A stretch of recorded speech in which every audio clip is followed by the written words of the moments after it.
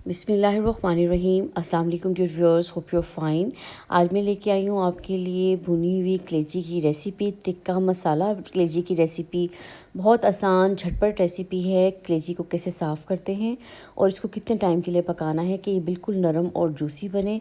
तो इस रेसिपी को शुरू करते हैं बगैर टाइम वेस्ट किए। अगर आप चैनल पर नए हैं तो चैनल को सब्सक्राइब कर लें और एक प्यारा सा कमेंट ज़रूर कीजिएगा। यहाँ पे मैंने ली है 500 ग्राम कलेजी और कलेजी को साफ़ करने के लिए मैंने एक बाउल में डाला है और इसमें शामिल कर देंगे पानी। अब जो चीज़ हम इसमें डालेंगे वो हर घर में मौजूद होती है।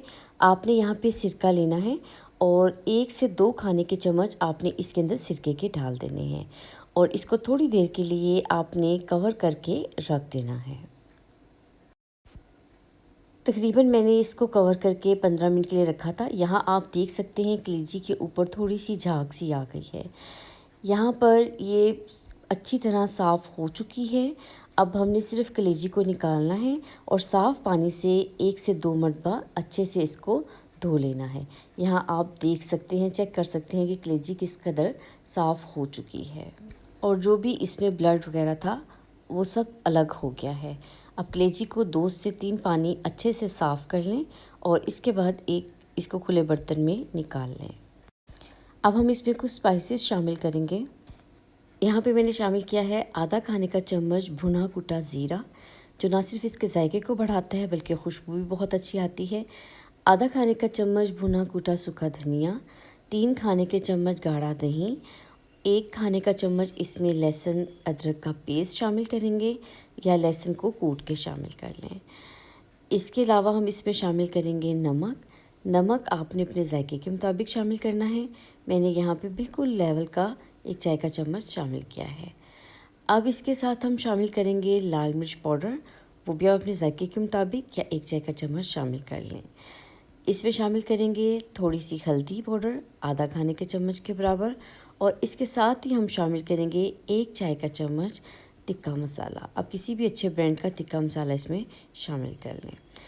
इन सब चीज़ों के साथ हम थोड़ा सा सिरका शामिल करेंगे या फिर नींबू का रस और इसको अच्छे से मिक्स करके मैरिनेट कर लेंगे।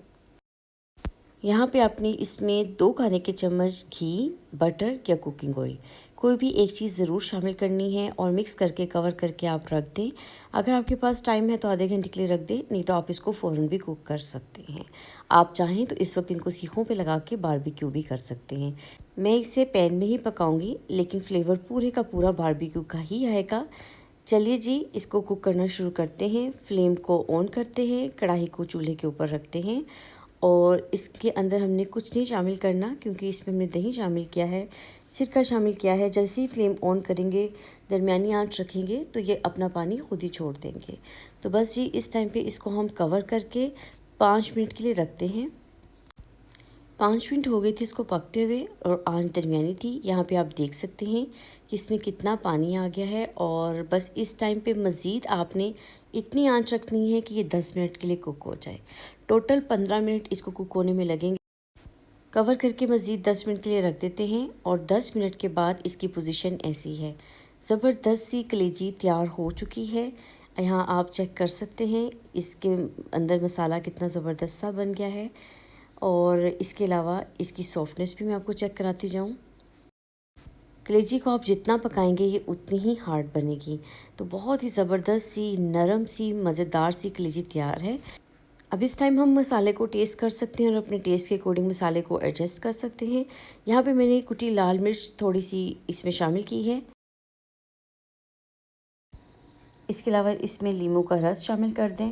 इस रेसिपी को ज़रूर ट्राई कीजिएगा और मुझे अपना फीडबैक दीजिएगा। इस तरह की मज़ीद रेसिपीज़ के लिए चैनल को सब्सक्राइब करना मत भूलिएगा।